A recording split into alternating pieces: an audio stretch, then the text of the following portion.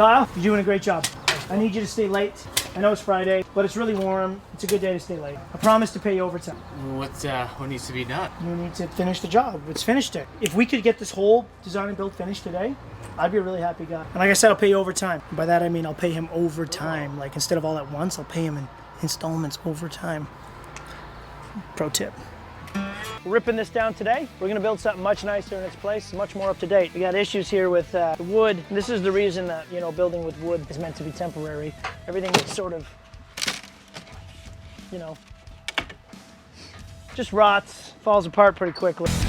We're taking some of this old handrail, we're refabricating it, repurposing it. We're gonna put it across the doorway, just in case somebody's sleepwalking or being forgetful, or one of the kids decide to open the back door. Look, we've broken ground. We smashed up the deck, there's no going back. Oh, wrong address. Ooh, wrong house? At the wrong house. We're supposed to be over there. The neighbor is a prankster. Shit. Everything's adding up now. It's a YouTube prank. Turns out we're at the wrong house the whole time. Look at this bumblebee. That's big. That's so big it's almost a bumble C. Yeah, this could be a bumble A. A bumbleclot. We're wondering what that is. And we can kind of really tell over here. And our client Bill is very mechanically inclined. And now we get mechanically, this is like Bondo, like cold weld that you would use to fix car parts or buff out a dent in a car. And he's used it to patch wood, and I've never seen that used to patch wood before. If you think about it, it's solid. Obviously it expands and contracts at a different rate than the wood does, so eventually it'll separate, but definitely a first to see something like that on a deck, if you look at it. What we're doing now is we're just cutting the deck board along the deck to kind of isolate the joists. It's a lot easier than tearing up all the boards we found. It's going to be safer this way. The joists are going to be a little bit heavier, but we can deal with them. We're going to get on the ladder. We're going to cut the joist at one end, pry it down on the other end, and just remove one joist at a time until we're done. And then that way we have a skeleton. It's a lot lighter and a lot less menacing over our heads, so it's a lot safer to demolish this way.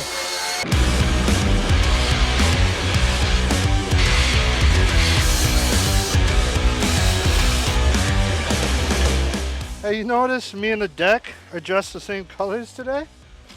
Okay, now we can probably lift the staircase. My power. This is immense. Feats of strength and hands of strength. Oh, look at that. So we're gonna walk. Me and you're gonna, while we're holding, we're gonna let it fall, kind of thing, and Oh yeah. hang on to it.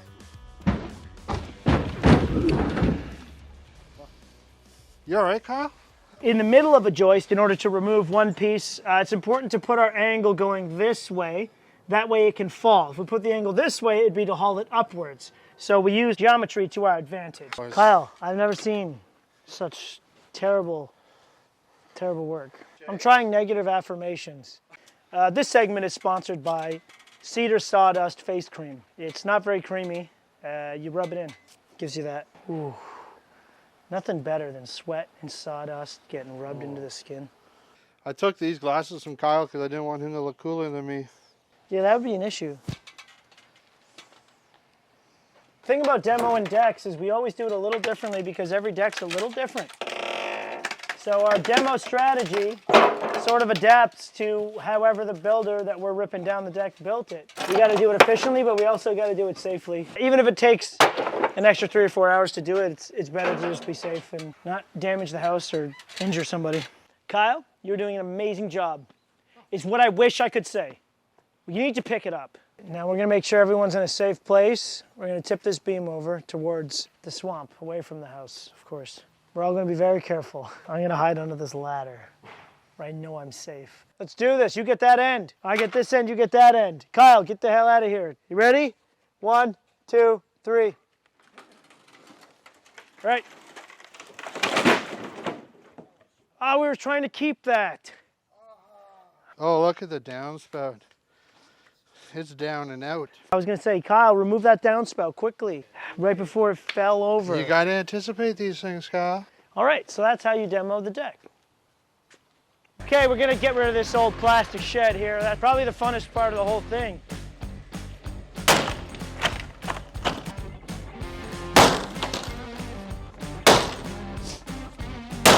Practicing for the golfing tournament I got coming up. Is there a better way to do this? Absolutely.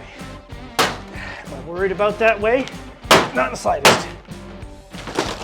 See that?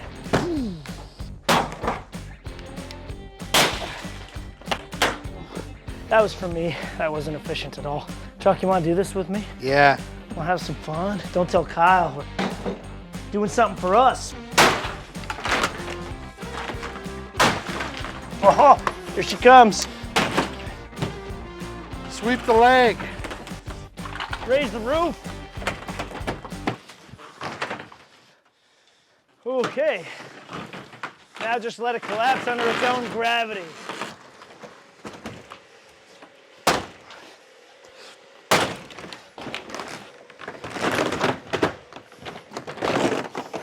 Woo. Do that for here too. Whoa. It's got 3 panel sizes. I analyzed 3 panel size.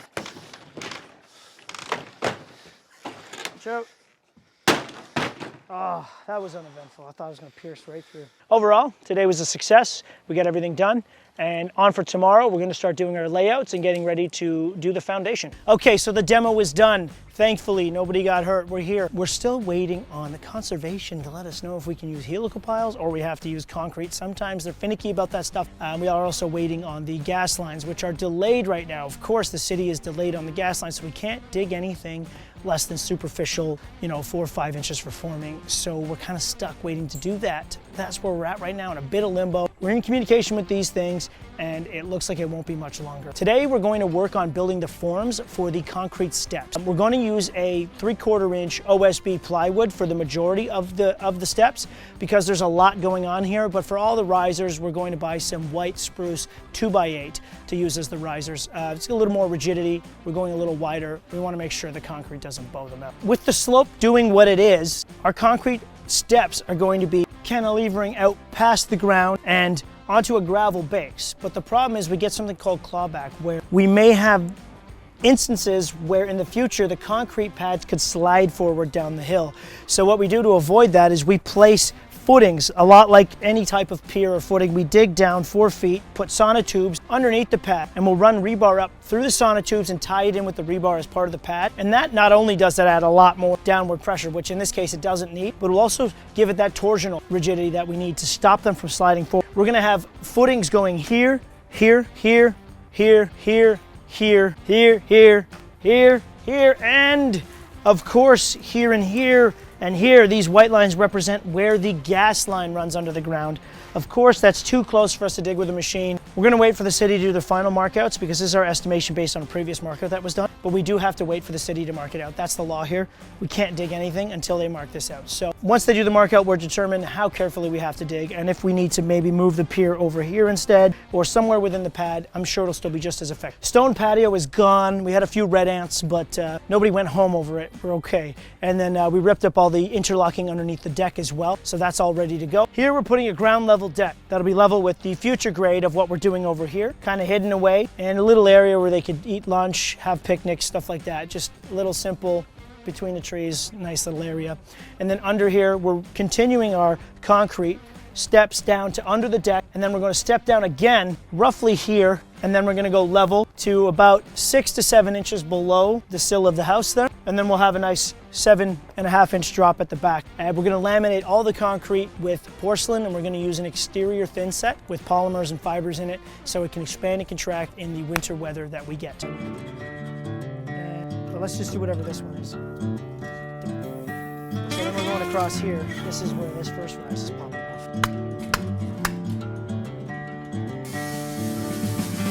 Up here is going to be pretty high right now to start, but we're going to have armor stones here, double stack. So you're going to have a bit of a curb and armor stones around here, plus armor stones over there. So all the areas where we're really high, we'll have armor stones to counter the high steps. These areas here, a little bit of soil and some new sod, just to bring it up that extra inch, 2 inches, whatever it needs. That's the way we're going to do it. So you can really envision our steps starting to take shape.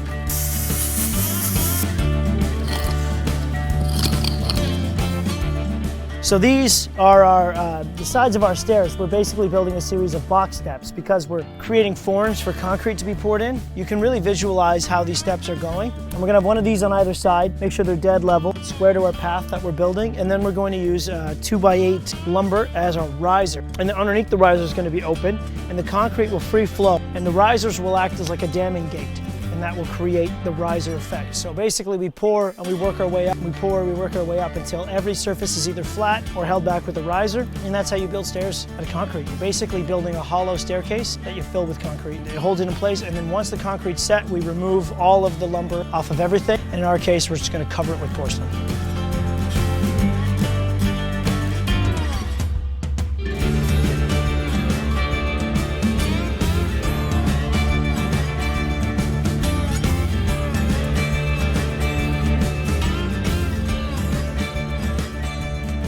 Today on this deck, we're using Mascore helical piles rather than the concrete footings because I think concrete footings are antiquated. What's great about these is you just drill them in, you get a little piece of paper, which is called a conformity report. You give that to your inspector and you're ready to build. You don't have to wait for concrete to set and you don't have to dig holes. And if you're able to machine dig, you can use helical piles. Trust me, it's the right way to go. What's cool about these is they're made in Ontario.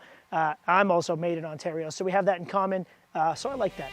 Okay, so today we're focusing on getting the forms 100% finished. So a lot more stakes, a lot more angle braces, and a lot more gravel is coming in. We've already put in 8 yards. We got another 5 yards on the way. We need all this 3/4 to bring it up because we don't need a 14-inch concrete pad for a walkway. We have our 4-foot footings going in the front of each step to stop them from clawing forward on the hill. Keep it all locked in place for years and years to come, hopefully forever. Helical piles are in for the deck there and the deck down there. All the excavation is finished. So we just got to move this gravel, get everything ready. The rebar's coming in, and then it's time to get the concrete truck and the pump truck here and concrete day. Okay, so the reason that we put the 3/4 gravel down before we pour the concrete, a couple of reasons. The first reason is we want to provide excellent drainage that goes underneath the pad, and that's why we put the filter fabric down first, then we use the 3/4 clear limestone gravel. And the other reason is this much concrete, not only unnecessary, but expensive. Costs more for the customer, costs more for me. It's unnecessarily expensive. We only need this much concrete. Why not build a well underneath full of gravel? It'll provide drainage, help it out, plus it'll save money on the concrete and make it a lot easier for us to grade it in the future. If you see these high stakes, we're not playing a high stakes game here. What we actually should be doing is cutting the stakes flush with the form. Let me explain why. The reason we cut them flush is so when we screed the concrete, we can glide along this as a rail and the stakes don't get in the way. And the reason we even put stakes is when the pressure of the concrete hits the side of our rails that we made or the side of our form, it's going to push it out and put a belly on. We make sure we have a string line keeping it tight, and we build our form to match a string line. So our stakes not only help steer it to keep it straight, but they help hold the pressure back. So when the concrete weight is against the form, it stops it from bellying. They gotta be made for combat, you know? You got one, and you gotta count the spikes out. How else are you gonna count them? Like 2, 3, 4, 5, 6. Catch my boy here, catch my boy. He can't believe what he just saw. He can't believe it. Doesn't matter how many vampires come at us. They don't stand a chance. When we're building concrete steps like this, basically we're cutting 2 stringers on the outside and we're putting risers and no treads. It's sort of like a reverse staircase where it's like a ghost version of a staircase, or it negates what a staircase is or what you think a staircase is. So basically it's all hollow and these risers tell the concrete what to do. We start pouring from the top and we let it seep down and it just sort of fills up at each riser. So what we want to make sure is on the ground between each riser we got a nice 3 to 4 inch throat where we can run the rebar on an angle and all the concrete will conjoin and join it all together, so every tread and every riser that's made of concrete will be connected to the one under and above it to make sure that it doesn't move. If you're wondering what this 2x4 is doing on the upright just laying over the steps, it's not just a piece of garbage. It's actually here with a purpose. We actually toenail it into each one of these risers. Once the risers are nice and straight, takes the bow out of them, but also helps hold them steady. We're avoiding putting gravel against the form because I want to make sure the concrete acts as a riser. So we'll have to build a sort of occasion of rebar. The concrete will be deeper around the edges, so that way when we take the forms off, we have a solid concrete riser. Safe way to toss a spike.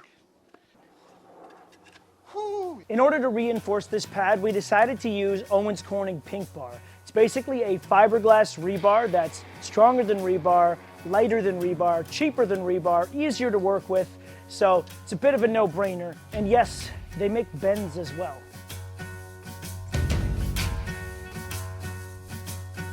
This stuff is remarkably easy to work with when comparing to regular rebar. You can actually just cut it with a regular circular saw blade, same blade you would cut wood with.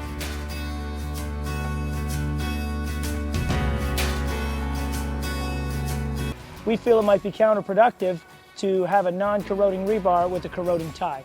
So we decided to use the nylon zip tie. You can also use a coated wire or regular wire. It depends on your mood.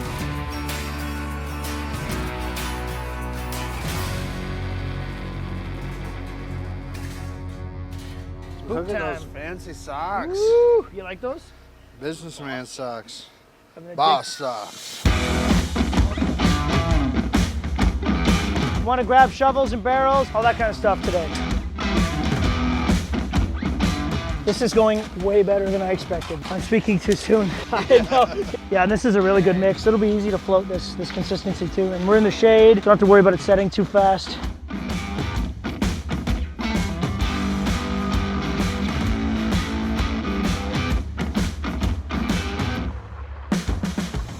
Push it up against the, yeah. There you go. Kyle's a good boy, he just doesn't listen well. This is a mild concrete day. Normally I'm screaming. I feel pretty good. I feel like we're gonna get through this, stay calm and just work our way through it. Work around it, be gentle.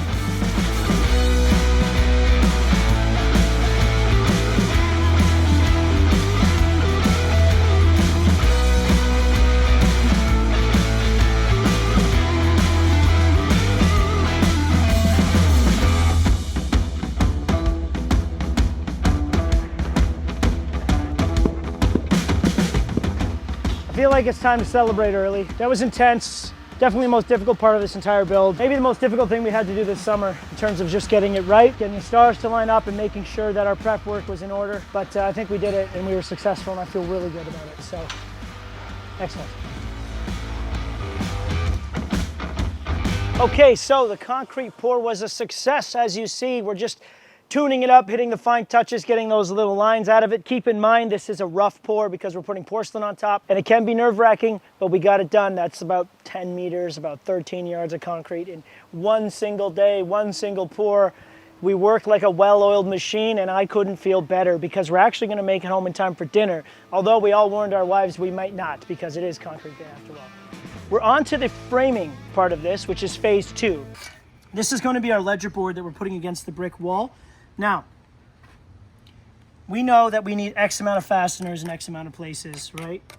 Roughly, we're gonna measure it out. But what I wanna do before we put any bolts or legs into the wall is measure where every single joist is going on our 16s. Comprende? Little extra step that might save you a headache. Nothing worse than having a lag bolt right in the way of putting your joist hanger in. All right, to attach this ledger board, we're not attaching it directly to the brick. We're actually going through the brick, through the air gap into the house. So first thing we gotta do is take our hammer drill and go through the actual brick itself to punch a hole through it.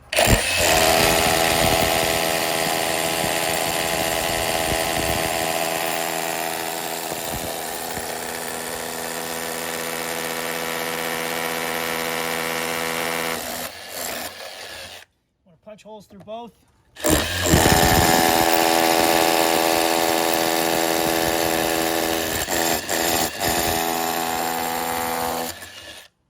We're good and clean.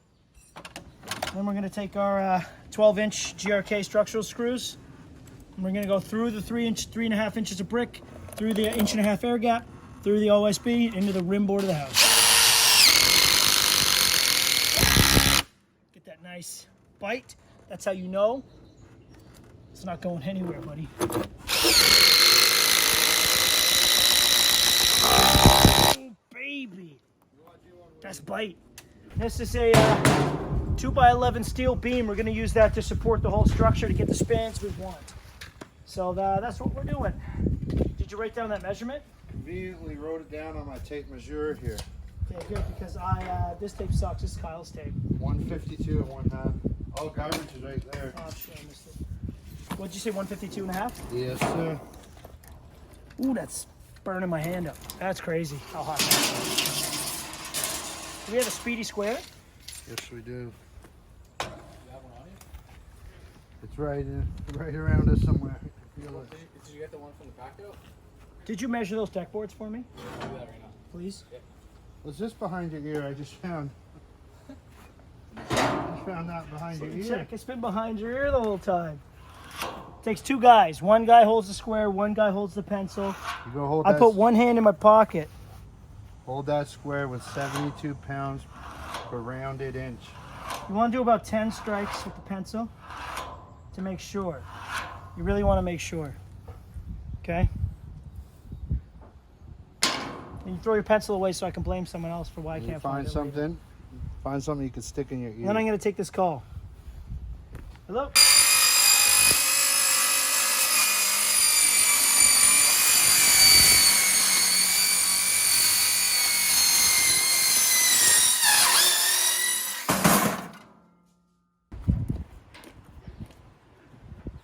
Don't trip. Yeah. I'd be like, you tripping, boy. You tripping, man. Cuz? Hello?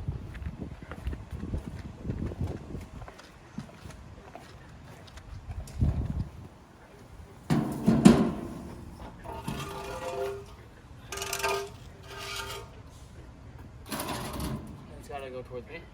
Yeah, it's gotta sit on there.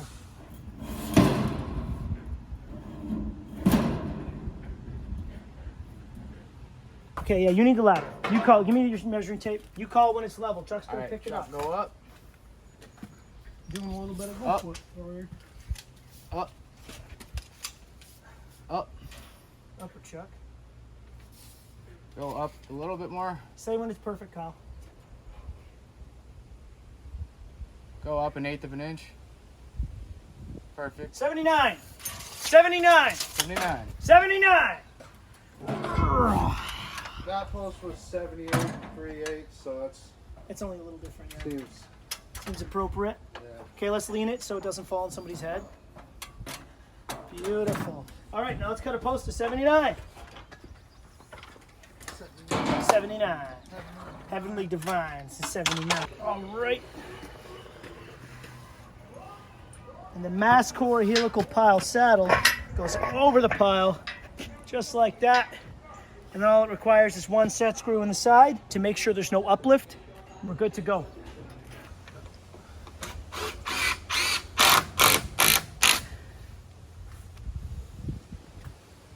Heck yeah, the rim joist is on.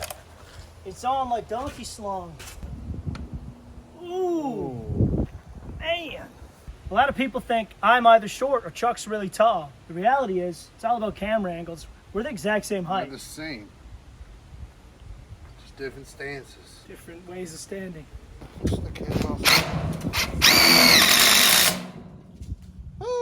Okay, so the ledger is up. The fasteners are in. We're putting the hangers on. I got Chuck putting the 2x10 joist hangers on. These are galvanized joist hangers. We're using the Simpson strong drive connecting screws. And these are perfect for this Owens Corning lumber. Instead of using the traditional hanger nail, we use 1.5 inches right into the ledger, and then we go with the 2.5 or the 3 in through the cross piece. That way it goes through the joist and into the ledger. So these are 2x10s we're throwing up. I got him putting on the joist hangers. I'm coming behind him, slapping the joists in. We should see this thing happening in no time.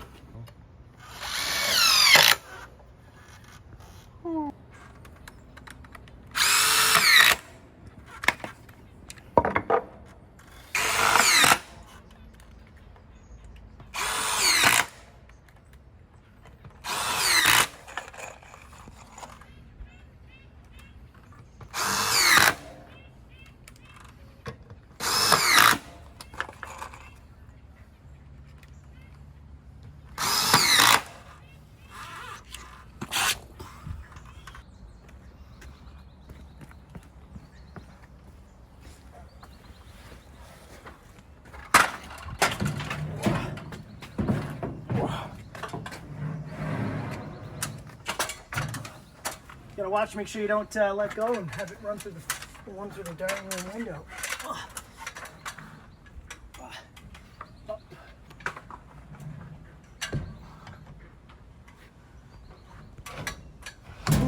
Or the wall. Oh yeah,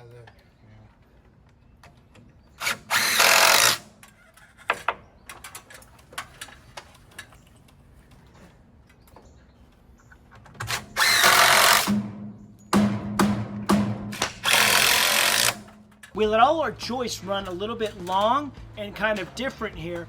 And we're gonna snap a chalk line and cut them all exactly the same in a straight line now before we put our rim on. You know, people could scream at me for doing this slowly, but isn't it better that we do it accurately? Quality over quantity, that's what I always say. Cut all the rim joist down, or cut all the joists in a straight line, and now we're gonna start slapping the rim joist on, and then we can frame our little landing over there. Framing this landing here, and because we have a 7 and 7/8 inch step, we decided to use the 2x8 here, and 2x6 would be code for this span. We're using a 2x8, we're notching it down, so it's still more than the 2x6 that's needed, but it also gives us this extra height without wasting any more wood to get us that one step below the 2x10 frame. If we had used 2x8s for the main frame, this wouldn't have been an issue, but we wanted to overkill it, go with the 2x10s to make sure we are strong.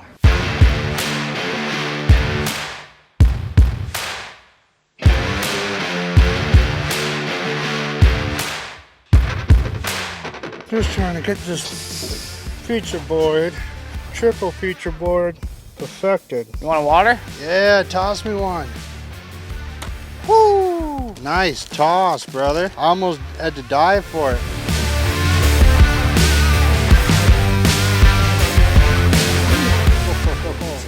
Always masked up. Call these self-tappers and put those right through something metal. That's what I'm looking for. Self-tappers, some people call them self-drillers. I call myself a RLG. Now I need a bit for it. Not that you're helping me. I like to pinch the joist hangers together. That way they kind of bite onto the joists themselves. And I can be hands-free like a Bluetooth, you know what I'm saying? Look what Kyle has in his pouch. It's nut wax. See that? Kyle, how you gonna explain this? Nut wax? You got nut wax in your pouch, bro? I'm pretty sure you gave that to me, bud. Hey, maybe I did, maybe I didn't. What else you got in here? I'm snooping around. I need a 5/16 bit. Can you use, wait, why don't you use the nut wax on the bit? Hey, Kyle? Yeah? You might have redeemed yourself, buddy. Let's open Kyle's nut wax here. Look at this. Oh. He's probably waxed his nuts a lot. So this product looks like chapstick or something. But you put the nut wax on your screw. Then you put it in your bit. Easy as that. You know Kyle's not such a bad guy all the time.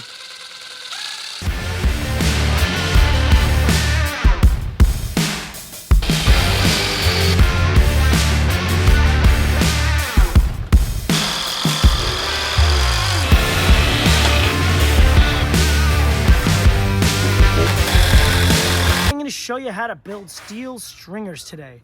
I know what you're thinking. Steel stringers? Do you know how to weld? No, I don't know how to weld. And you don't have to either. I'm going to show you how it's done. Step one, we have to establish our total height, which is our total rise.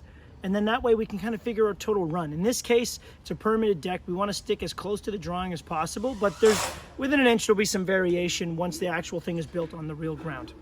We have 100 inches. You can actually just go on Fortress's website and they have a stair calculator. You put in your total rise and then they spit out a PDF. Okay, here's what we need to focus on for the PDF. You see there? We got X3 is 143 12/32 of an inch. That's the total run of what the 2x6 we're going to be cutting to make the stringer out of. But most importantly, we're going to look at our O2 and our O1, our degrees. So this staircase happens to be 35.22 degrees. This cut on the back is going to be 54.78 degrees. Once you get your angles on your PDF, in this case, it's 35.2 here degrees, and then it's 54.7 there. Look at this. How a square works, you put it on your pivot point, okay? And you just swing it until you see, these are the degrees, the markings. We have 35.2, so we're just gonna go right there. And we're gonna make that mark. I wanna cut this end first and then measure to get my total distance before I go and just assume and cut both ends. I wanna make sure our distances are the same. We're gonna use this Milwaukee steel cutting saw with a steel demon blade, a Diablo steel demon blade. It cuts clean just like wood, but you are gonna wanna wear earplugs because this sucker screams. Now look at this. It's a little bit harder to follow. You cannot follow the blade with a saw like this because you simply can't see it. but there's a little window here, and I like to follow that window and this cursor at the same time. I also, beneficial to these things is you put a battery in and you'll find they work tremendously better thing. And what I do, follow this cursor, and there's a little window in there because you can't follow the blade on this thing. So you want to make sure you're lined up with both of those marks and then just let her rip, tater chip.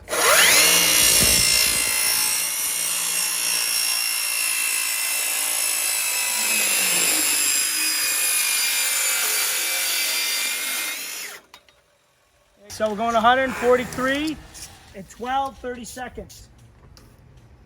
Let's get that on there. This hammer out of the way. All right, 143. And what's 30 seconds? That's 6/16. All right, so we go 1, 2, 3, 4, 5, 6. That's our total measurement at the end there. Let's scribe that down.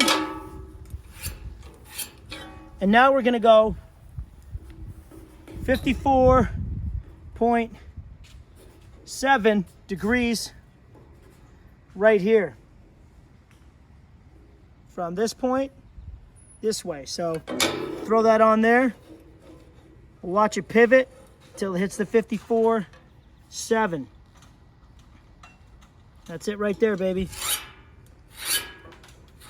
But what you want to double check is on the PDF before you make that cut to make sure you don't have angular dyslexia or whatever's happening. X2, which is that point to that point, is 8 and 12/30 seconds. So let's make sure that from right here to here is 8 and 12/30 seconds, just to verify that angle. And it's very close, but it's not quite that. So let's go. This is why we do this.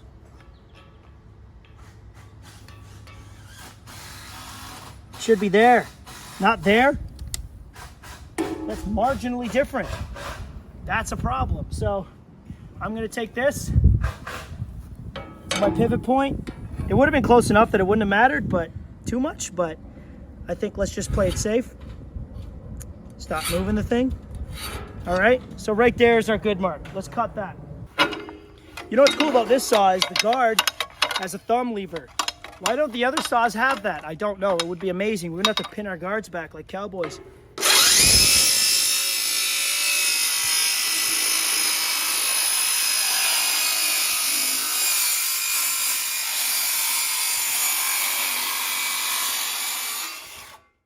Now that the 2x6 is cut, that's going to be the main throat of our stringer, and then we're going to be adding these brackets for the rise and run for each individual step.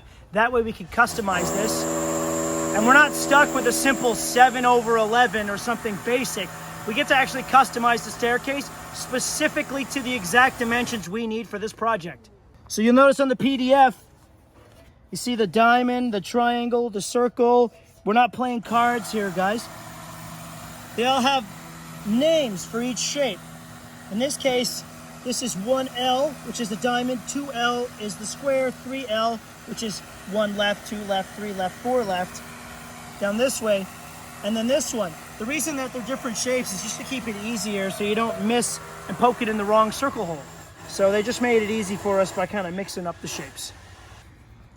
Okay, so pinhole locations on this particular staircase. Yours is going to be different more than likely. But this is what the calculator told me to do. 2L, 5R, okay? So it comes with these plastic pins.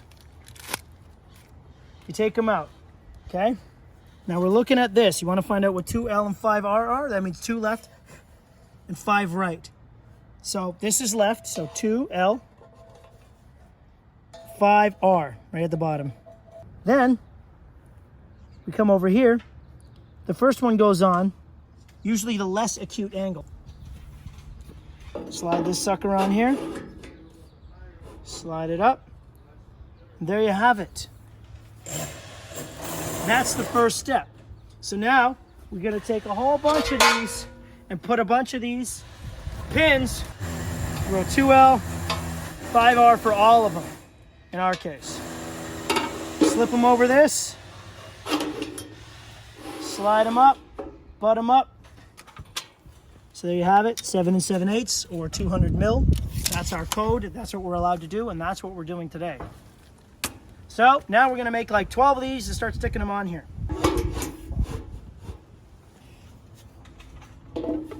Shit.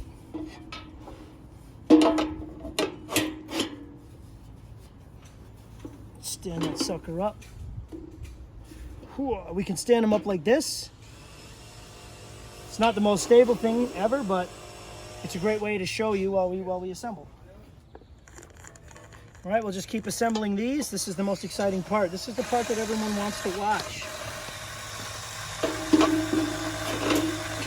Wah, wah, wah, wah. Working our way down the line. Nothing more exciting than this, I tell you that. This is a big moment. But I think what's really cool about this system is the fact that we can customize it by sliding these back and forth and having these different pins. Because in the past, steel stringers were pretty much set in stone. You get 7-Eleven, that's what you get. Make it work. You got to build your deck to make it work. We're not doing that. We're customizing our stairs, which is exciting because custom stairs are better than regular stairs. So I want to get all of these exactly where they're supposed to go. So what I'm going to do is just cut a jig out of a piece of OC lumber here. We got 7 7/8. Our hammer. Give that little marky mark. All right, and we'll give that a snip. And that's the block we're going to use going forward for each one of these. And basically, we want this to look like that. So just scoot that forward till that's nice and flush. I think the jig's the easiest way to do this. If you got a better way, let me know. Last time I did this, someone said, why don't you use a jig? And I was like, why don't you go? But the reality is he was right. I should use a jig. So here's what we're going to do. Come around to this side. I'm going to see if I can do it standing up. Sometimes I can. It really depends on the balance of what's happening. But I'm going to put one set screw in each one of these now. I'm going to avoid this set screw until we're done because the actual hanger, the strap that holds the stringer up, is going to get in the way of that. So I'm going to wait till we put that on and go through all of them at once. So for now, I'm just going to come in and put 2 in each one so they don't pivot or move. I'm going to put 2 in each one just temporarily to hold it so it doesn't pivot. All right. And once that's done, you can actually pull the pins out. We don't need them anymore, but we'll save them for the next stringer. I have a big bucket of pins by the end of this. We know that this is good here. We want this to be good here, which means we got to slide these forward. And then we go here, slide this up. Get it nice and flush. And we'll fire a couple in this one.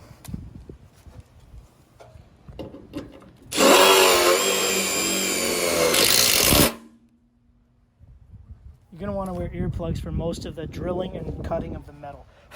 Trust me. I have tinnitus, but it wasn't from construction. It was from going to death metal concerts when I was younger without earplugs. Because if you ask for earplugs, they usually just punch you. Because that's the culture, bro. All right, put another one in. Okay, I find the lower torque, like the shittier drill, works the best for self-tapping. Either that or shitty drywall gun works pretty good too. All right, let's grab our jig. This goes here. So now I can put this one in because I know that's where it's got to be. Skip the steps.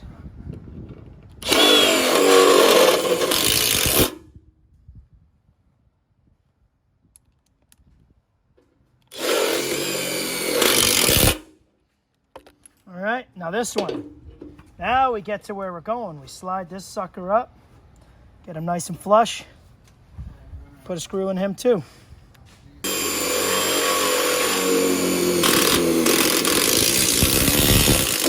If you're curious as to why I'm only putting 2 screws in each one right now, because I'd like to get to the bottom and make sure I didn't make any mistakes before I put all the screws in. So I'm going to go back when I'm done and put the rest of the screws in, but at first I want to make sure that my stringers are 100% perfect before I do that.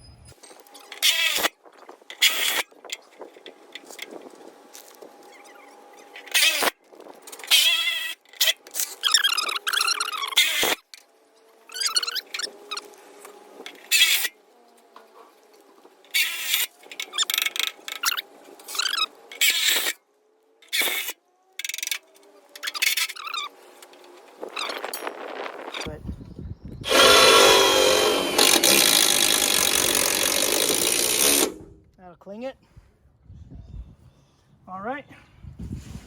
So here comes a little fun bit.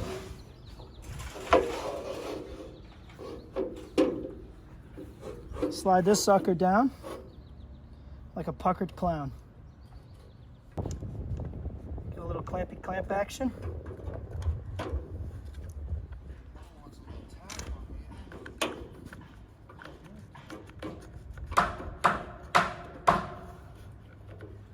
All right, make sure that's mint. That's mint. Pop one screw in it.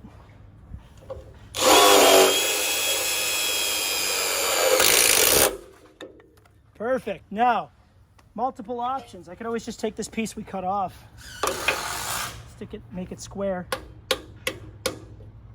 All right, pop this off. We don't need that anymore. Lay this sucker down. All right. Grab the square. Just follow that line from the bottom of the stringer. Make sure you're even. Usually I have tried. Cop a score on that. This cut right in from the front. Snip it off.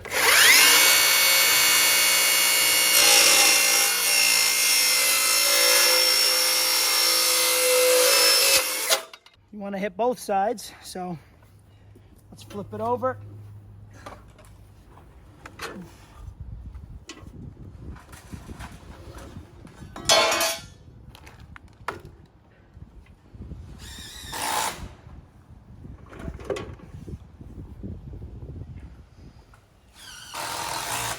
Do the other side the same way. Follow that existing line. Give that a snip.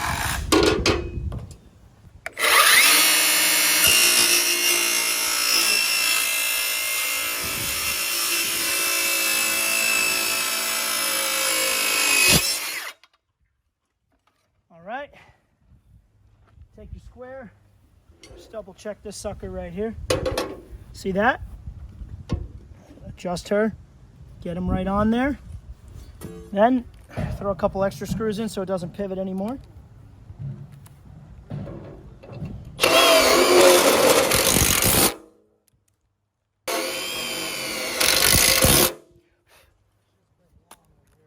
There. Now it's starting to look like a stringer. Pull your pins out.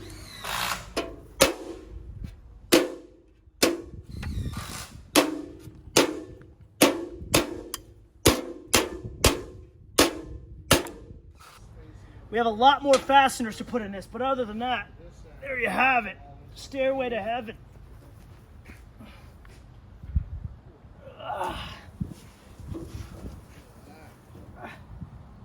And it's very heavy too. It is incredibly heavy. I'm gonna use these steel stringer hangers. I'm gonna go into the Owens Corning lumber with the Simpson strong tie screws. I'll use the 1.5 inch down here. And then I'll use the 2.5 inch up on the double ply. A little bit extra something to go through the double ply there. Do the same thing on the other side, 48 inches apart. All right. Now it's time to go grab the stringers. We'll slip them in here. We'll tack them in. Take them down to the grade here. Do you want to put these up there now? Yeah, let's get them up. I need the drill for the self-tappers. Yes. Better be like this one, right? Not really, not for this. Not today, at least. You just want to impact on it? Depends on the day, man. The M12, the little guy. Depends on the day. Some days it works, some days it doesn't. All right. See, this screw we're supposed to wait to do. I'll explain to them if you want to come in. This was the screw we're supposed to wait for, and the reason we wait for it is because this is where the stringer hanger goes. It's not the end of the world to back it out and start again. So I'll just back that one out. Usually you can't use them twice. All right. I'll get my hammer. A rubber mallet would be perfect.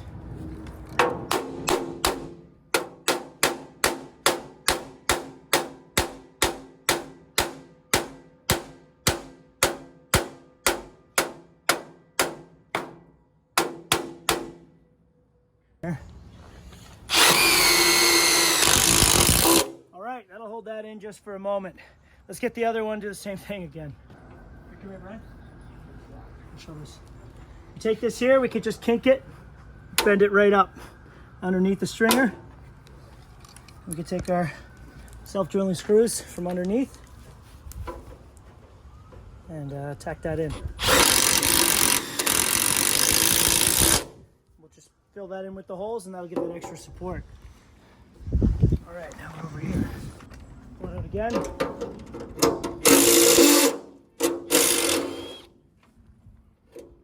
Out. All right, it's out. Drop your in there, Kai guy.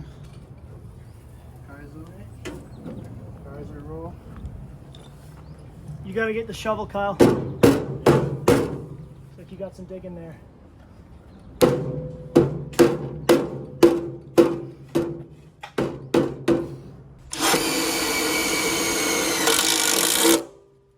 Whew, that'll hold that. I'm gonna kink this. Put one on the bottom here. So let's get the plumb bob. We can measure from the rim out, and then we'll plumb bob from the rim on the ground and measure out. That way the top of the string and the bottom of the string are doing the exact same thing in accordance to the deck. So that way when you're coming down the stairs, it all looks square. Plumb bob, yeah. Plumb bob, yeah. I'm gonna measure right here what my distance is. I got 6 inches. Ew. So this is basically just a weight on a string that comes to a point where we can hold on to it. And that way when we want to line up what's on the ground with what's in the air, this is a really primitive and relatively accurate way to do it. And the reason I want that is I want the stairs to be adjacent to the deck in every way. Right there.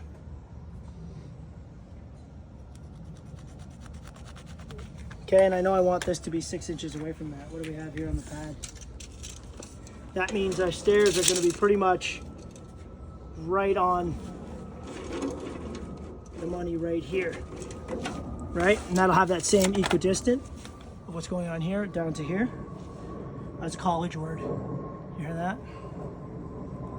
But once we get this one established from the 6 inches from that yellow mark, we know it's exactly 48 inches to that one, and we're on the money.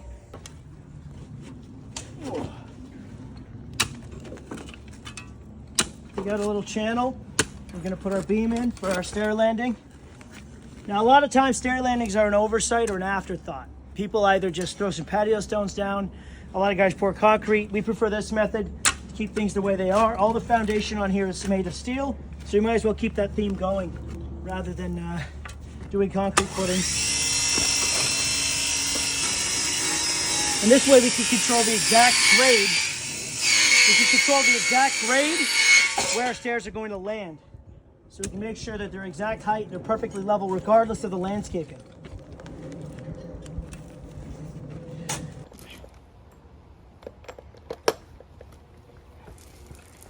We got a customized bit to go right over these Pylex piles. We got the 1 inch impact. We're just gonna send it home.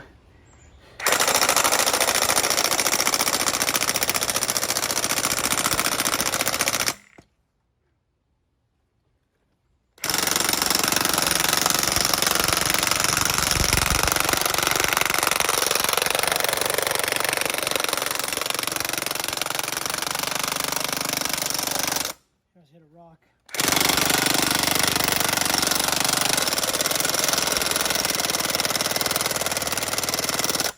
Yep, hit a rock.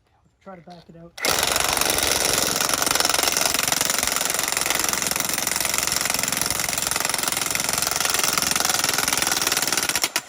For those who's ever asked, what do you do when you hit a rock? That's what we do, we back it out. In this case, we can move it over a little bit. Try again over here.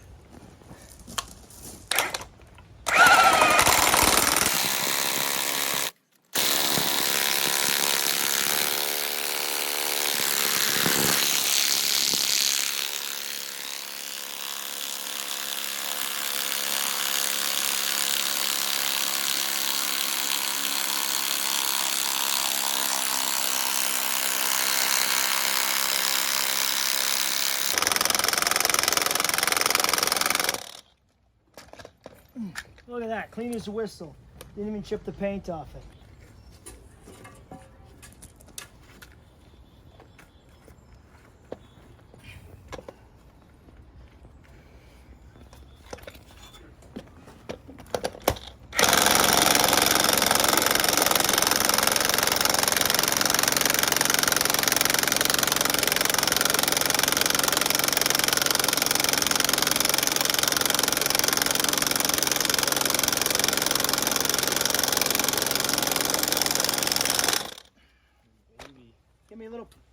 piece of 4x4? If you have a cutoff or something? Yeah. You know what? Fuck it. I'll just measure. So this is good. Cool. This one's good. So now let's figure out that one, and then we'll figure out the... Cool. All right, so these come with an adjustable nut, so you can adjust the nut to get the right size. In our case, we're trying to get 3.5 inches below the stringer. We got 4 now, so we need a 1/2 inch. So we just turn the nut to bring up the saddle to 3.5. That's where we want it. So that saddle's done. Now we got to do that saddle.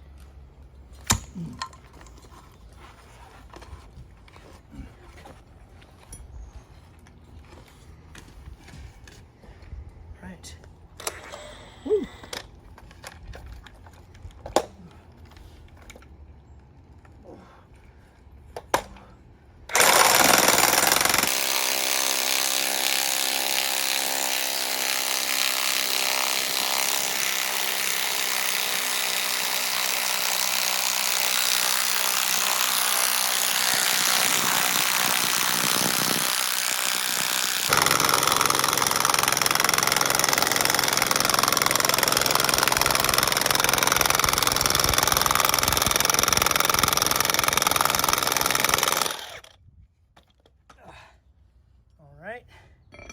Throw that 4x4 on.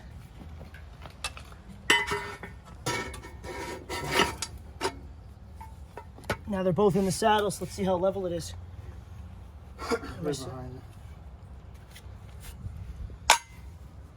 So this one's got to come up.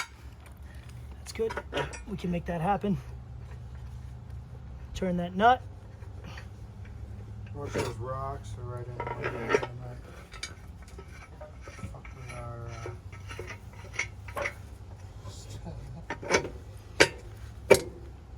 Doesn't look like the nut is seated on it. Okay, there you go. Just a tiny bit more up, eh? All right, that does it. That's level. So then this one's going to be 6 inches away from the mark, right on there. All right, so I'll measure 6 inches from here. That's pretty much like tight to there. So, you know, we got to scrape a bit of this out. Bit of this stuff here.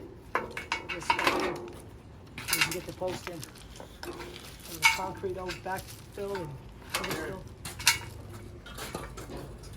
Doesn't take much. Just get some of that out of there. Yeah, a little Japanese hammer. Oh, it's made? Built for this. You like that?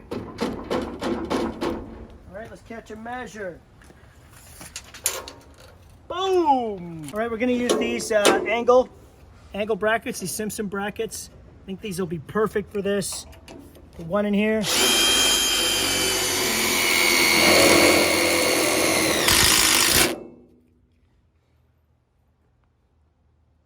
Require quite a few screws. This is going to be boring. There, we'll do the same thing on this side. Make sure that is where we want it.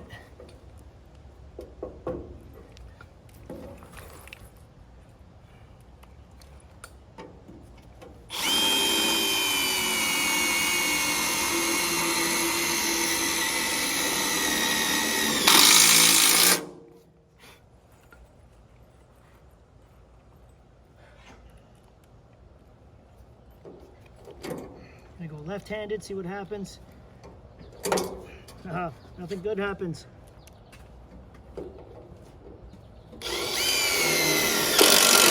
Got it. You see how that holds that solid? Now I want to put a self-tapper into the... This drill's a little too big for this area. I'm going to see if we can get it drilled with an impact. That's stuck on there. Get that off of there. Okay, I'm going to put a little hole in here. Just trying to run on me.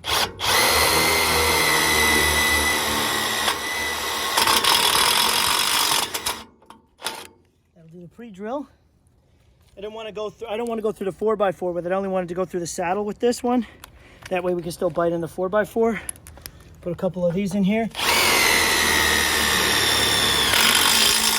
Boom! thing going? The answer is nowhere. Okay, the next step. Literally, stair trays. Where are they at? Start at the bottom. We'll do one at the top, one at the bottom, and then we'll do one at the middle, and then we'll do the rest after that. So here's one. Maiden voyage. Ooh, look at that. Kyle's cut was perfect. The 4x4 down here is exactly the same as the stair tray, which is exactly the same as our staircase. Feeling pretty good about that. All right. Now we're gonna put one in here.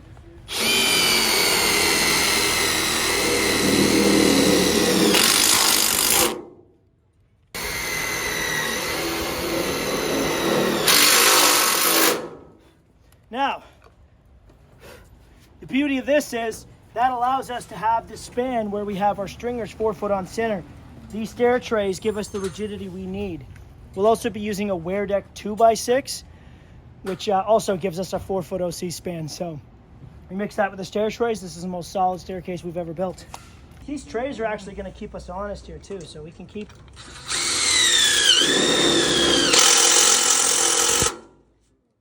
going with it.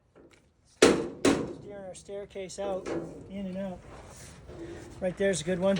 So you see how this is a little off square? That's because the 2x6 is probably a little off square. So I might need to push and pull here somehow. Oh, that's the wrong screw. Whoop. Pin that one in.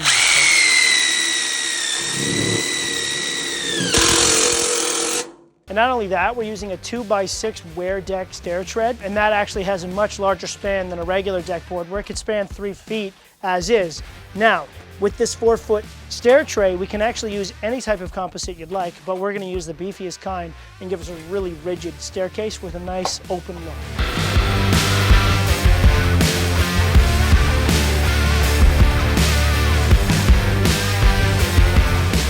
All right, to recap for the day, the deck boards are on upstairs, looking good. The landing is all decked down. So this phase, it's a little tedious. It seems like not a lot of work, but we like to take our time and make sure that we steer every board correctly. And so everything is perfectly placed for when the future, we go to put the handrail and the privacy screens up. This stage has been done correctly, so this is a lot easier to do. I need you to run to my truck and get the clamps out of the back. Action. All right, so we're gonna get this right where we want it. I'm gonna use this. Sorry, okay. Is this yours, this hammer? Piece of crap. I'm gonna use it to pry this up today, right where I want it. I'm gonna watch to see that bevel, see that level, sorry. We're getting it nice and level, right where we want it. Man, what kind of hammer is this? All right, get it right where we want it, and then we'll plunge it in.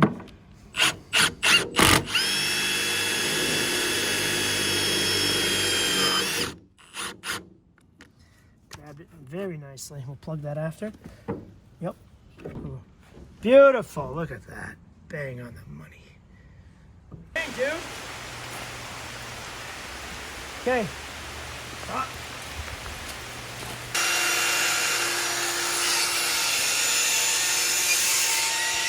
This one right here. I'll go all the way to here. 24. Okay, so we got 25 to the post.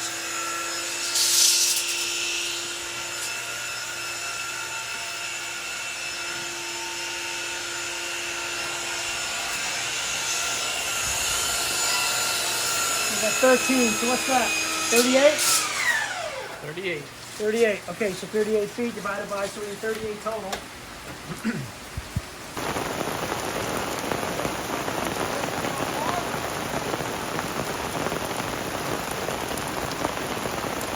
Down, yeah. Now let it down slowly. In the future, we will assemble them up there. Easier. I think it's harder to go up the stairs. Oh, 100%. From. We got the harder way for sure. Ooh. Ooh.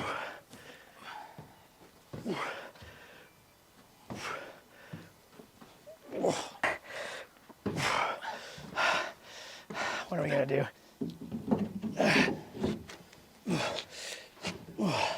What kind of like mechanism can we? We should have ate some bananas this morning. Yeah. Watch yourself. So this thing is heavy, clearly. Just catch our breath a little bit. Yeah.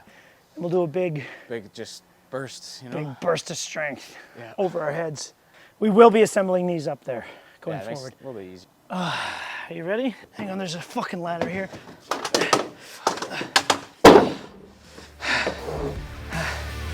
That was so easy. Yeah.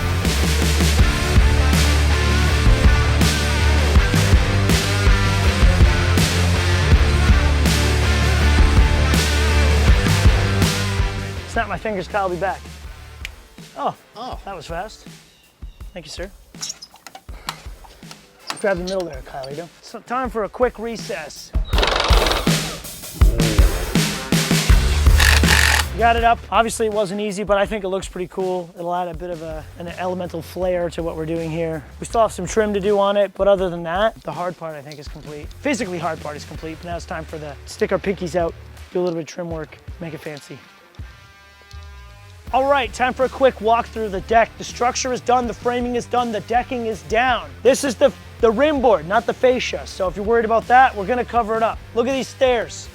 I know people had their concerns about these stairs, but trust me, they are solid, they're beautiful. We have a glass handrail going up on both sides, railless glass, but in this case, we're putting a graspable rail on the stairs only. Then a railless guard here, glass going up the top, some accent lighting. Privacy screen is complete. As you can see, a little bit of trim is needed. And then over here with the inlay, I really wanted to do an inlay, but I didn't want to ham it up. I wanted to keep it classy. So you can see here, instead of a traditional breaker board, we decided to break the breaker board into some pencil trim. How we did that is we just ripped the OC lumber, the same as the Weardeck, to be 1/8 of an inch thick, and then laid it with the deck board so they're flat. We're also going to be, where the bump out is on this concrete sill, we're going to be putting the same trim along the house, flush with the deck, so it looks like the fascia board wraps the whole deck and then around the back. It's an idea I had when I built something at my house, and man, I wish I had the idea 10 years earlier. It's going to look good. Over here, we got working on this privacy screen just like the other side. We're going to have a middle post in here to break it because it's too long. We're going to build our two screens, slot them in, and then, of course, glass across the front here, some accent lighting, and that'll be it. Stand aside.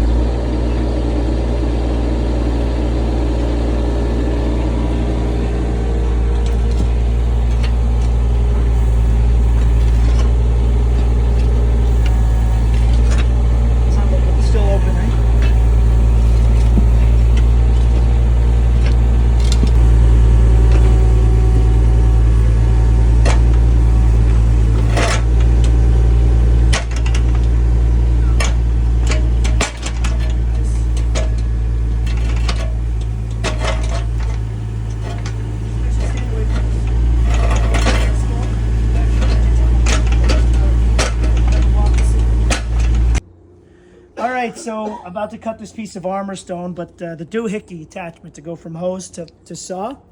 I'm sure there's a technical name and you're all about to write it in the comments. Brian lost it. So Kyle's just gonna spray the blade with a hose. Come over to the side here, Kyle. I'm gonna cut it like this. You're just gonna keep a good amount of water, not too much. Let me see how much you got in the hose there. A little less, a little less. That's probably it. You see? Spray it up again. Yeah, that'll do it. All right, let's do it. Earplugs in. Earplugs in.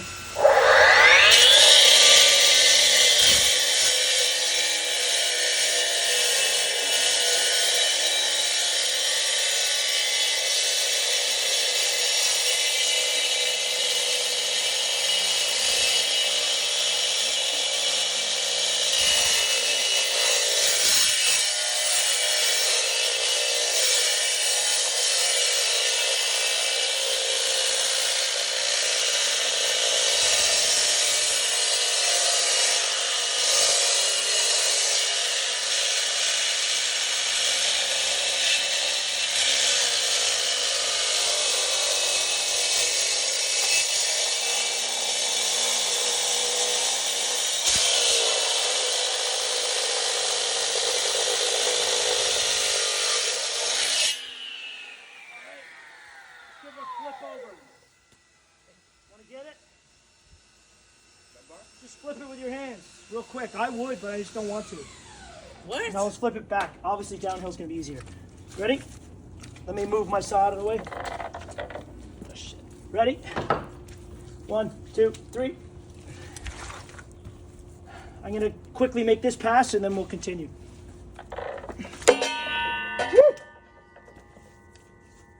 Ready?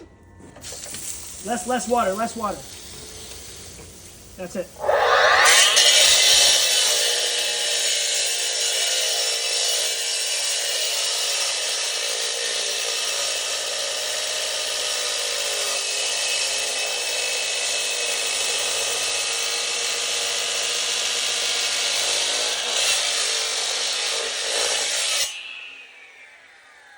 right, one more flip. Ready? Go. Let's get the ox pencil out, see if it works.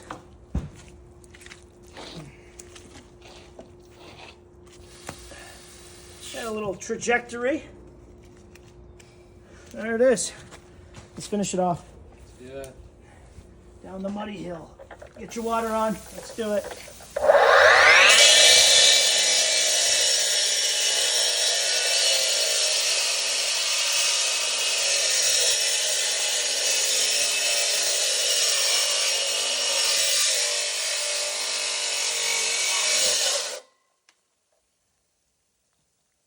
Just a surge. I'll do it.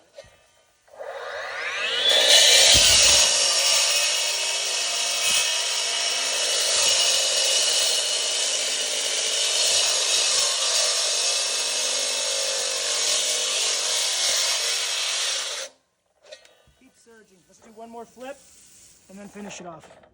Yeah, unless it'll go. You ready? 1, 2, 3. All right, look at that. Now we just gotta connect the dots. Ready?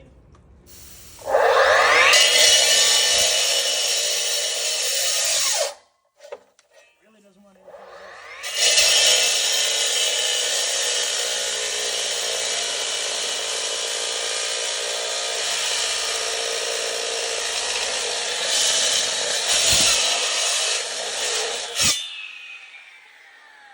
Pass me that red breaker bar behind you.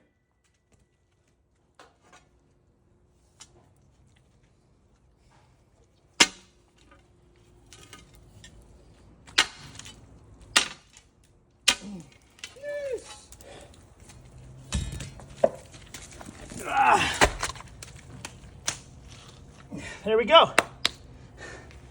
Wasn't that easy? Go. Here we go.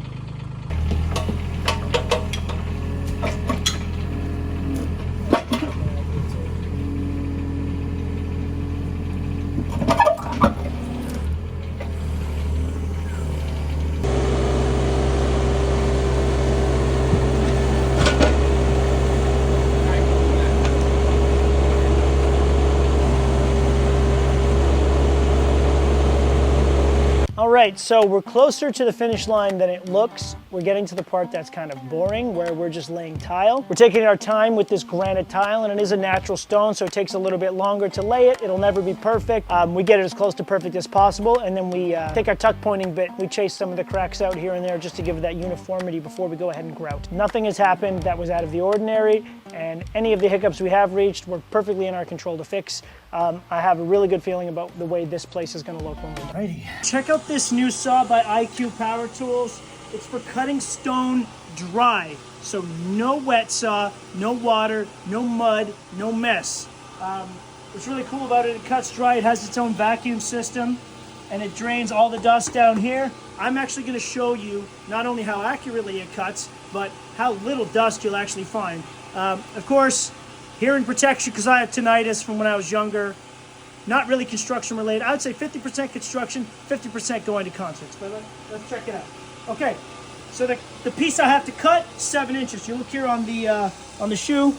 I'm going to line that up with the 7 inch so I know 7 inches from the blade. I have my little guide here that I'm going to lock in to hold it shut. We're hooked up to the generator in the back there because this thing requires quite a few amps, so I suggest you get a generator. We'll fire it up. Make sure it's spinning real fast. When you make that cut, I want you to watch the dust. Tell me if you see any dust. Whoa.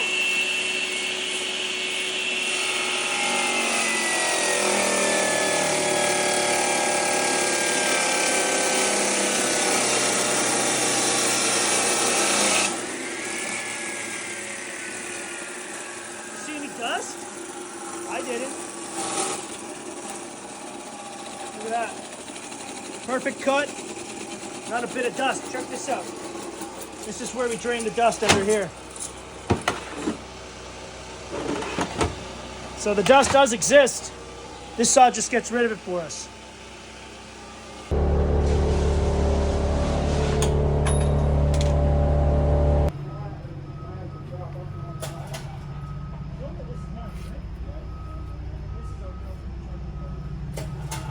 Okay, so we'll take our total, which is the 33 foot 10. That's the total stretch. We're going to divide that by 48 inches.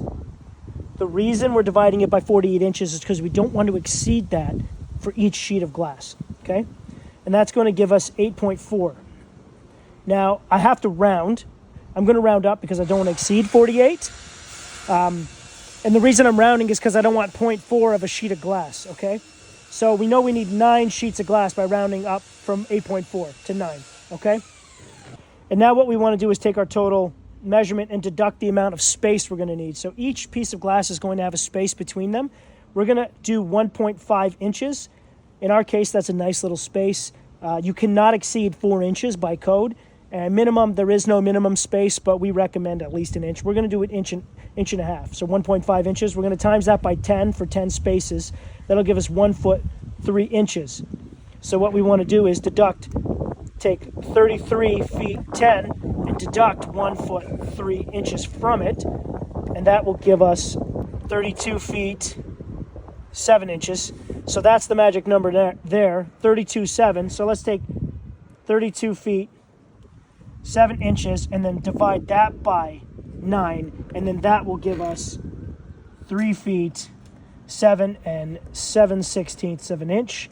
That's the exact size of each piece of glass we're going to need to cover from A to B and give us that consistent 1.5 inch space. So what I'm going to do is cut a jig at exactly this, and then we're going to go from there. Okay, I'm just going to break down the amount of spaces we did. So imagine these squares as sheets of glass, and these are the spaces. It's not to scale, but it's just to show you. There's 9 sheets of glass. There's 8 spaces between, but in our case, the 9th and the 10th space are going on either end because we don't want to hang over the edge of the deck. We want to come in an inch and a half, and then right by the stairs, we want to come in an inch and a half. So we decided to do 10 spaces total. Your job might be different than this. So we're putting in the Maisey railing spigots today, and that's the railless glass that we're using. I'm going to show you how we install these. We're going to take the wonderful Phillips screw out of here. A little more, you can do it a little more delicately than I just did, but either way it's probably equally effective.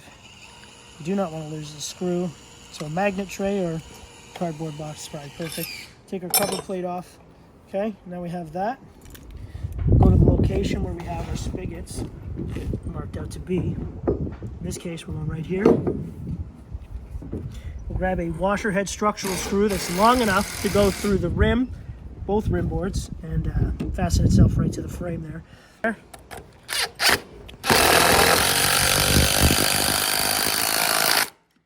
All right, now instead of using the torpedo, because this has sort of got an off shape to it, it's not a perfect rectangle, I'm going to take my square, I'm going to look at the reveal there, 16th there. Here we got an 1/8, so I'm going to mediate the difference with a little hammer fisting. So we got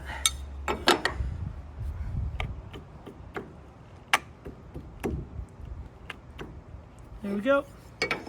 There we go. Might seem like an extreme step, but I think it'll be worth it to get the aesthetic the way we want it now.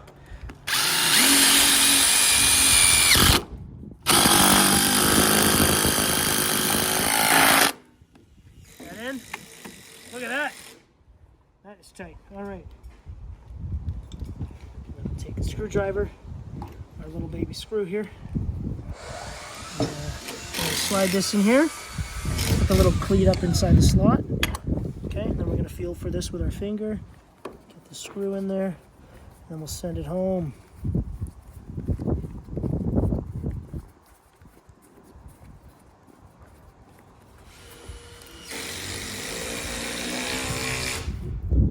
That's it. Easiest spigot install yet. Ready?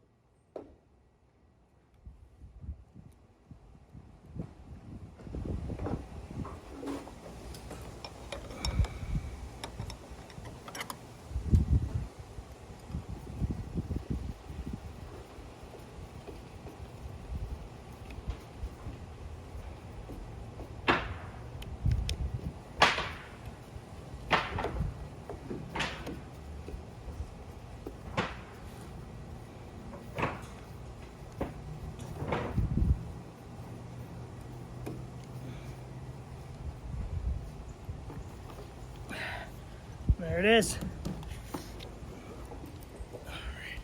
All right.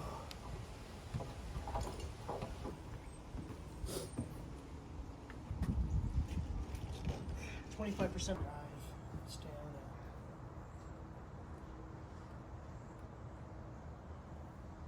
Trying to find the angle of the staircase, and I called the manufacturer. I told them, okay, it's 35 degrees, and we're moving. It's 4 feet total, and it's 30. The glass is going to be 33 inches high, and then they said, stop, cut a template. So they insist on we cut a template. So basically, we're going to take a piece of this really thin subfloor and turn it into what we want the glass to look like, and then we'll bring it over to the manufacturer. They'll cut it because we're doing a weird custom thing here. We're finding the angle of our staircase in order to cut our template for our glass, our custom glass. So I got a straight edge, I got a level, and I got a speed square to find the angle. Just gonna put those three things together to form the angle. Okay, 35 degrees is what we got. And let's carry that over and see if we can cut a template out of some plywood. Start at the very top to make sure I have space. Now, we have 11 steps, so we're not gonna be able to evenly distribute them. We're gonna do 4 steps, and then 3 steps for the last one. I'm thinking near the top. So we're gonna cut our 4-step template first. And once we have that nailed down, we'll duplicate it, and then we'll cut 1 step off of that for the third one, make sure we have it all dry fit, it looks good, and then we can send that to the manufacturer to order the glass custom for us. We know our angle is 35 degrees, so one of the cool things about this hammer is it also doubles as a square. So let's just roll that up to the 35 degree mark right there.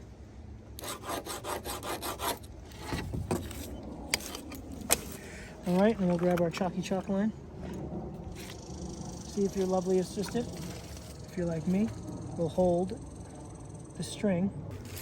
All right, I'm gonna try to chase that line down.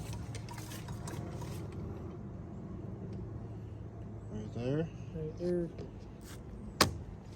All right, so that's gonna act as our, that's the 35 degrees for the stairs.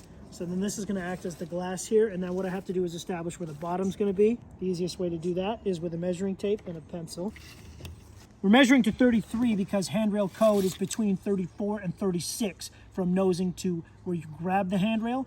And if we cut the glass at 33, we'll have 1.5 inch lift for the spigot and then another inch for the grasp on top, and that'll get us right around 35.5 to 36. So this is going to be cut at 33. So I measured this one. Instead of doing the angle again, we'll just foolproof it. We'll put my tape right on the mark there.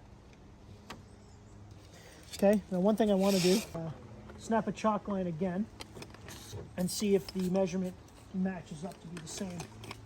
Not too muddled, like pretty much right on. So your glove finger might not be very accurate.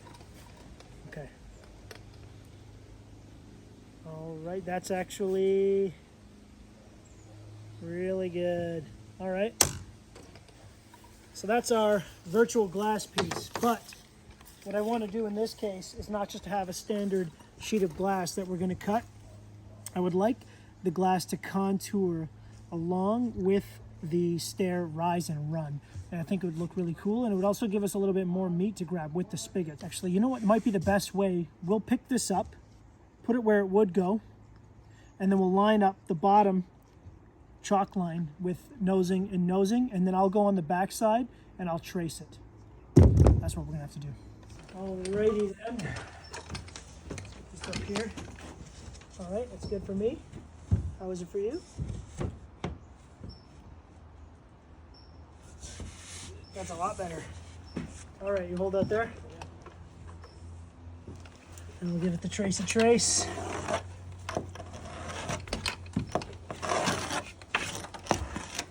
And the math, the caveman math always checks out.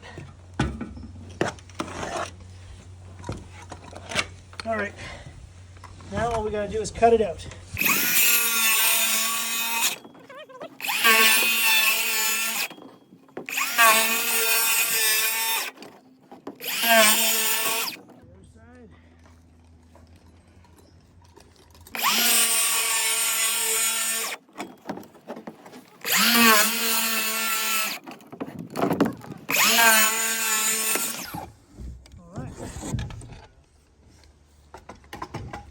That does that. Now we got our steps. Oh, wow. Spin the pizza. All right, one more cut to make. Right, across the top. See, this is be the bottom of a traditional piece of glass. Would be like this, but instead we're having our glass do this. So that's lots of fun. Let's cut the top now. 32-degree mark, 35-degree mark.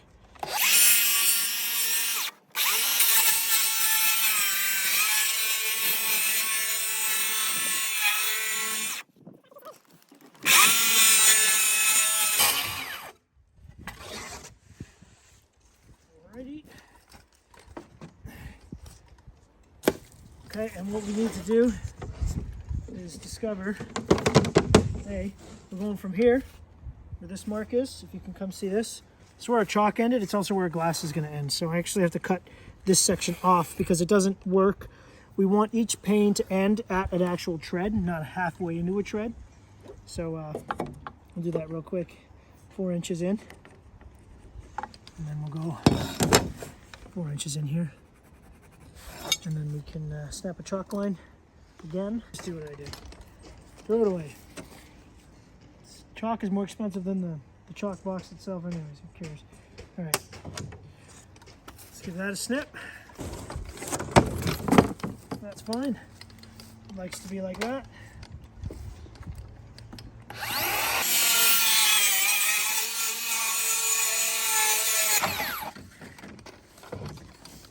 All right, and now you have it. Oh, ignore that little bit there.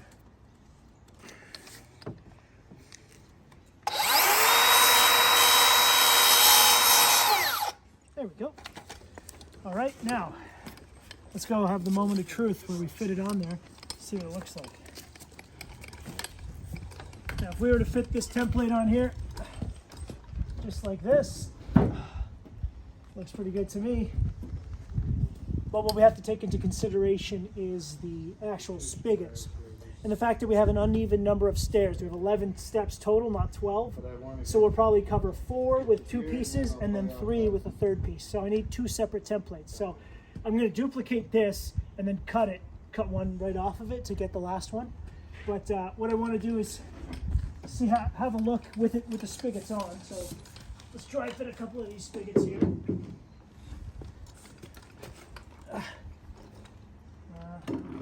Stop. Footmark. I'll seat this in as if it is a piece of glass.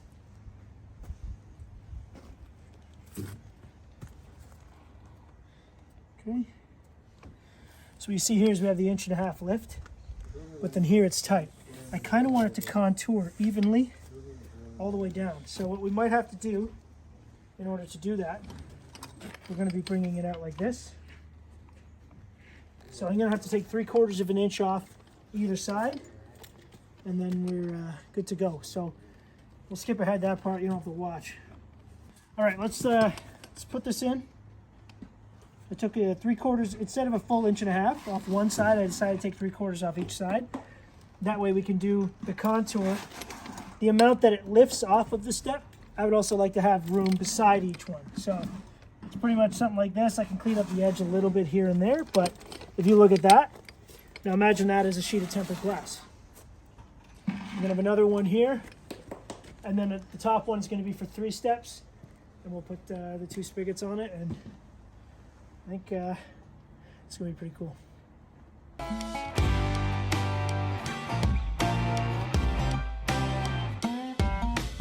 As you can see here, we got the tiles down, got some lights. These are in-light, beautiful product. We got the sides of this staircase here lit up. You can't really see it during the day. Right now we're in the finishing stages. Everything needs elbow grease and finesse, you know. We put our pinkies up, we just kind of go around. We're gonna hose everything down. We've been tracking mud because it's that time of the year. We have a beautiful set of stairs, big armor stones. We gotta put the railings on this deck up here. Here you can see the in-lights on our stair risers there. Nice custom touch. Not gonna see that anywhere else. And as you can see here, we got this laser straight line of spigots. We're gonna insert glass into them. You can run around up here without having to possibly fall off. Got our beautiful privacy screens. One last touch, we're gonna put some lights in the deck boards, shining up for that nice nighttime ambiance. As you can see here, auxiliary deck down there, our satellite deck over there. We didn't build the shed, but we just put a little platform together, and we had a disaster today. We had something that wasn't so satisfying.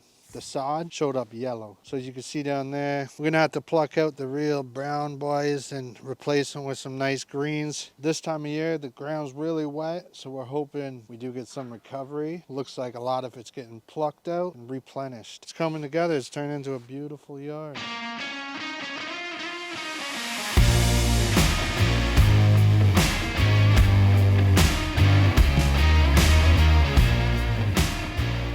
All right, we're back on this staircase and finishing off the handrail on this deck. We've already put the lights in underneath that allow each tier to kind of glow like a UFO. That was my idea. Today we're putting in the spigots to mount the stair glass.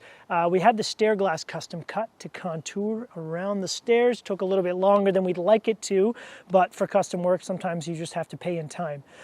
So we're putting the spigots on now. Because we used a steel framing system, we're gonna have to get drill bits that can go through a 1.5 inches of structural composite and then 2 layers of steel, and then we'll carriage bolt them across the back. What these are called is Inlight 550s, and they're basically a big long coping light, and we put them at a slight maybe 30-degree angle that matches the stairs, and we put them up. So that way each step glows underneath the reveal, and you don't get that hot, bright light in your face that you would if you just put it behind. This is the light strip here, and it shines the same angle as the stairs. That way it hits here and kind of glows, but doesn't have that hot, bright light bulb light shining through at your eyes while you're climbing the stairs. One thing with stair lights that people tend to do incorrectly is make sure there's no hot spots, because at night when you're climbing stairs, the last thing you want is blinding light in your face. It's dangerous. It's just not worth it. Although it looks good from afar, it is far from good when you're actually using the stairs at night. To mount the spigots to the stairs, we drill a hole through the structural composite and then through the steel stringer on each side, and we're putting a carriage bolt. It's a galvanized carriage bolt with a lock washer on the other side. So the carriage bolt goes all the way through, and then the nut and the washer go on the other side, cinch it together, and then you got this tight as possible, and that'll hold that glass. Looking the same on the tread, we decided to put it in the center of the first tread, so we know that's 3 inches recessed is our magic number, so I'm going to start marking these out at 3 inches. That way we can come along and add our plate to that. All right, now we know where we're going. We just got to drill the holes. We have a carbide tip drill bit that'll go through the composite and the steel. I wouldn't say like butter, but without any issues.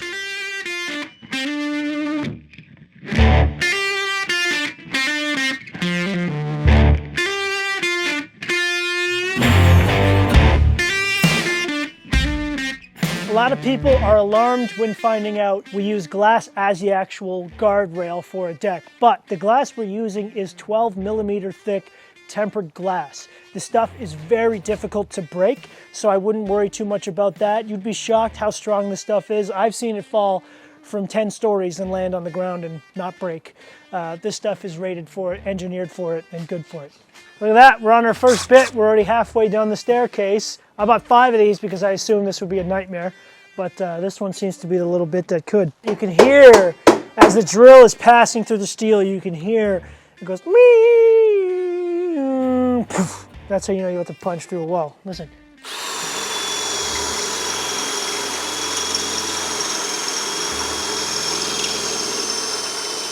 There it goes. Boom. See that?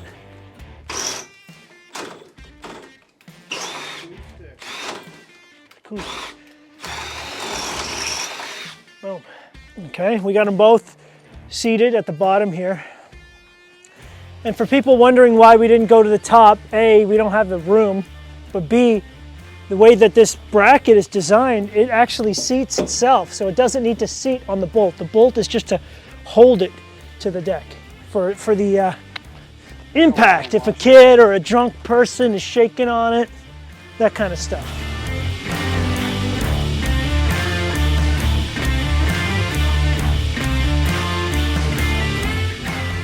That's it.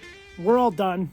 We're here for the final walkthrough to show you guys how it looks when it's all finished. When we got here, this was just a grassy hill. Dug the hill out, we poured the concrete, we laid the tile, we put the armor stone in, and installed all the lighting. Check it out. Now you can safely walk. It's easy to shovel the snow in the wintertime to go from the basement up to the street. Every one of these risers has lights in them as a special feature. We lit up the sides too, just because we had some extra lights and I thought it would look cool. If you recall, the ground was actually up to here when we first got here. We dug all of this out and created these steps so that they could take their steps down. Instead of having to go around the deck to get to the house, they can just step right underneath. And look at how laser precise all the blocking is on top. Amazing. All right, now it's direct walkout from here. You have the lounging area. Instead of just creating more of a hill, we decided to give them some steps out so we could get a nice level patio under the deck, and then create these wrapping steps. If they ever do go that way, it's safe to do so. My favorite part of the whole build, the stair. Not easy to do. I had an idea in my head. I just wanted floating boxes for stairs, and very minimal. So what we did is we cut those cardboard templates out for the glass, brought them over to the manufacturer, had them cut. And that's 1/2-inch tempered glass that's approved, engineered, and stamped for a guardrail. So it's totally fine. Looks like magic, but it's not. The graspable rail went on top of the glass to keep everything sleek. So this passed code with this railing. Every one of these steps passed inspection. Don't worry about it. They're good. A little idea I had that I'm proud of is I put a little bit of pencil trim in here so it looks like another step. So it looks like the steps are coming up. Even though they're not, it looks like they are. And the glass is so invisible, it feels like I'm going to fall back. But I'm not, because it's powerful stuff. The privacy screens, these 2x4 composite. A lot of people were like, hey, they're going to warp, they're going to bend, they're going to bow. This is OC lumber. This stuff doesn't move. It's good to go. It's going to stay like that forever. Really cool. You couldn't do a design like this with any other material other than steel or this right here. And this doesn't rust or rot. Over here, did another privacy screen at the back. Semi-privacy. Here we did the pencil rail inlay. So it's like an inlay. It's a way to break up the board because this deck is longer than a deck board is.